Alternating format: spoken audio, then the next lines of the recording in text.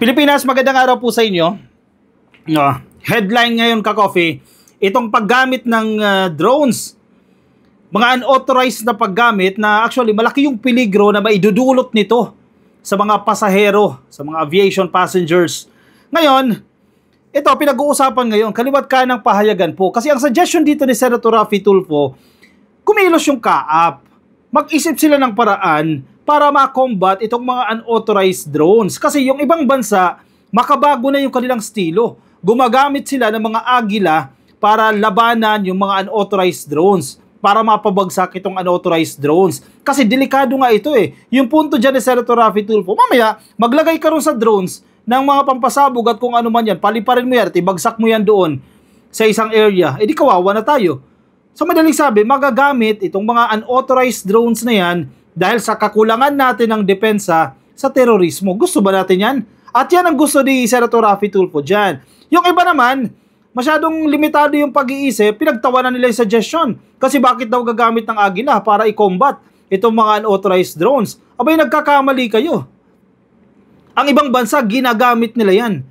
Masyado tayo nakatali na ganito lang dapat yung gawin natin. Hindi tayo nag-iisip, hindi tayo nag-innovate, hindi tayo na gumagawa o umiisip ng paraan para labanan itong problema. Yan ang mahirap sa iba sa atin eh. Inuuna lagi, tutol agad. Ito, mali yung ganyang suggestion. Anong gusto nyo? Anong plano? Magbigay kayo ng plano. Hindi puro kayo po na wala naman kayong ginagawa. Anyway, naglabas po ng press release din ang tanggapan ni Senator Raffy Tulfo patungkol dito sa kanyang hangarin na i-explore. Again, explore. Hindi agad sa ibig sabihin na yan agad ang gamitin.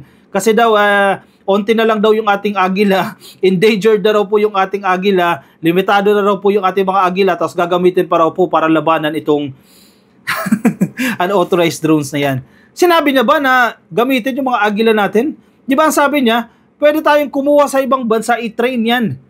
And again, preliminary stage pa lang yan. Pag-aaralan. Ang importante, ang message dito, kumilos tayo. Hindi yung maghihintay lang tayo na nandiyan na yung nangyayari, hindi saka lang sasabihin na, o sige, pag-aralan na natin ang gumamit ng mga innovative ways para labanan itong mga unauthorized drones. Diba? Isip-isip din pag may time. Nasa Inquirer, headline yan, Raffy Tulfo to kaap, explore using birds to combat unauthorized drones. Paano kung naging effective pala yan? Kasi yung ibang bansa, ini-explore na nila yan. In fact, ginagawa na nila yan. Could birds be the next defense against unauthorized drones? Senator Raffy Tulfo thinks it is worth considering. It is worth considering. Tingnan ninyo, pag-isipan ninyo, baka makatulong sa atin. Baka makatulong sa atin. Ibig sabihin, pag-aralan ninyo para ma-determine ninyo kung makatutulong ba sa atin yan o hindi. Upon hearing a counter-drone expert suggestion, Tulfo directed the Civil Aviation Authority of the Philippines or CAAP on Tuesday to explore the feasibility of training birds to intercept unauthorized drones. Diba? Malinaw na malinaw yung sinasabi niya. Mag-isip-isip din kayo sa mga basher lang dyan na pinagtatawanan yung suggestion. Baka nabibiktima lang kayo ng headline ng mga pahayagan. Maganda yung usapan. Eksperto yung nagsuggest. Yung iba naman na mga mangmang, sige, komento agad, bakit gagamitin yung mga agila natin? Endangered na yung mga agila natin. Talaga nga namang, anong klaseng mindset yan, This statement came amid growing concerns over the lack of 24/7 counter-drone measures, formerly known as unmanned aerial systems at the Philippine airports. Paano kung may aksidenteng malala na nangyari? Anong gagawin natin dyan? Wala tayong ginawa. Kung na nag-suggest may mga paraan, bash kayo ng bash dyan. Meron pong press release na inilabas po ang tanggapan ni Senator Raffy Tulfo. Basahin natin. Ikinababahala ni Committee on Public Services Chairperson Raffy Tulfo ang kawalan ng anti-drone technology sa mga paliparan at iba pang kritikal na mga establishmento ng gobyerno sa bansa. Imagine, sa headquarters ng Philippine National Police at ng Armed Forces of the Philippines, ng AFP. Paliparan lang yan ng kung ano-ano dyan. May system ba tayo para i-counter-attack yung mga drones na yan? Wala.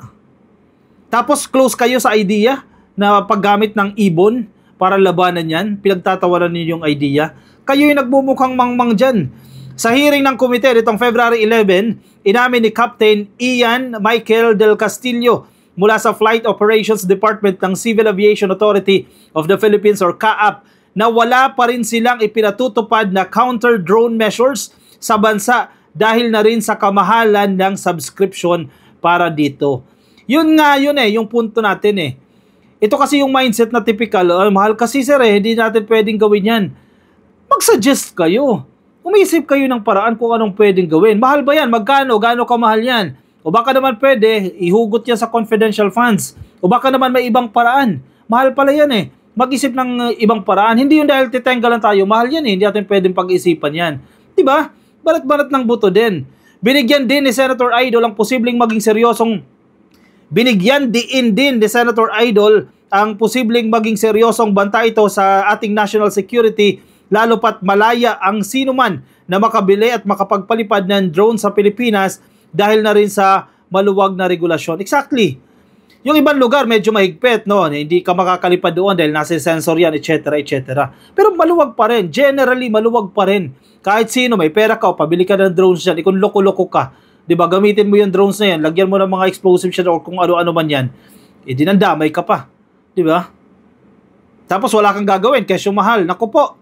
Dagdag pa ni Senator Raffy, maaaring magamit sa terorismo ang drones dahil pwede itong kargahan ng high explosive bombs at ibangga sa mga eroplano o dili kaya ay ibagsak sa matataong lugar.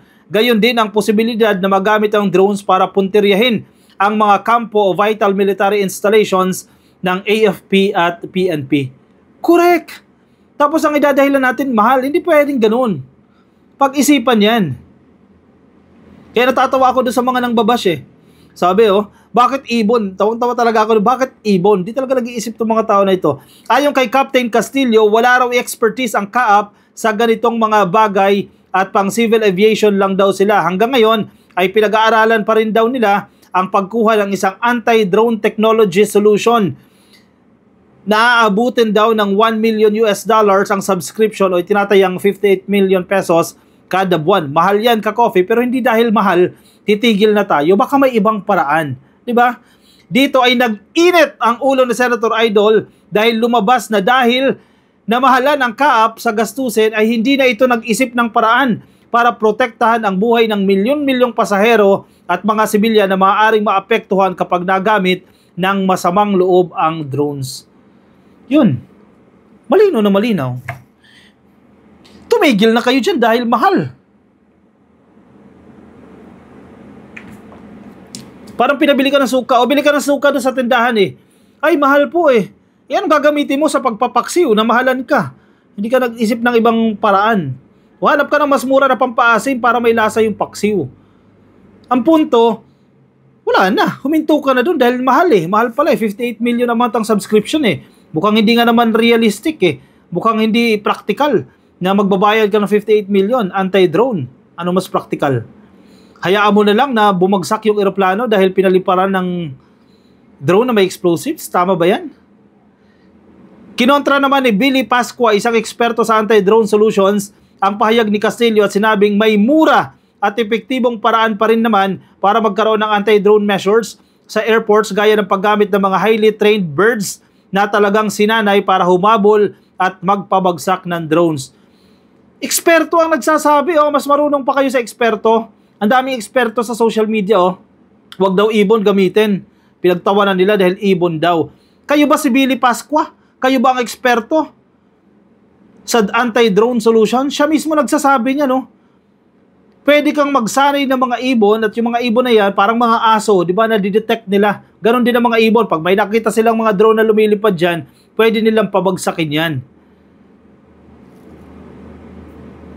Tapos ayaw nyo dun. Sinangayunan ito ni Senator Raffy at sinabing base sa kanyang pananaliksik ay gumagamit na ng Agila ang mga bansang the Netherlands at France. Sa Europe ginagamit na. Dagdag pa ni Pascua, ginagamit na rin ang naturang low-cost approach sa mga paliparan sa Ireland. Hindi lang tayo, maraming bansa na ang gumagamit. Tapos natatawa kayo. Iniminangkahe din ni Senator Tulfo na pag-aralan ng CAAP ang posibilidad na pag-obliga sa commercial airline companies ng kontribusyon para masubsidize ang kukuhaning anti-drone solution dahil ang mga eroplano rin naman nila ang layon nitong protektahan. Correct. Ang dami ng mga airlines yan, malalaki yan billions of pesos ang kinikita niyan. Baka pwede nila pag-ambag-ambagan yan, di ba? Para makapag-avail ng subscription na yan. Mahal daw 58 million a month yan, pero for sure may mas mababa dyan. Baka dahil tinatamad lang, kumilos yan. Nako, maraming solusyon. Yung mga tatawa-tawa dyan, o mag-isip kayo ng solusyon, mag-suggest kayo ng solusyon. Hindi yung bash lang kayo ng bash, wala naman kayong naiisip na solusyon. O siya, sige. Baka may naiisip na kayong solusyon, kapakinabang na solusyon, ilagay dyan sa ating comment section. Baka makatulong din po yan, no? Yung mga nasa Facebook, di pa kayo naka-like and follow, pasukin na lang ka-coffee, like and follow sa ating Facebook page. Yung mga nasa YouTube, baka di pa po kayo naka-subscribe, click lang po yung subscribe and hit the notification icon para updated din po kayo sa ating mga bagong upload. Maraming salamat po sa mga sumama. Ingat po kayo. Nasaan man po kayong panig ng daigdig. Paalam po. Bye-bye. See you sa next video.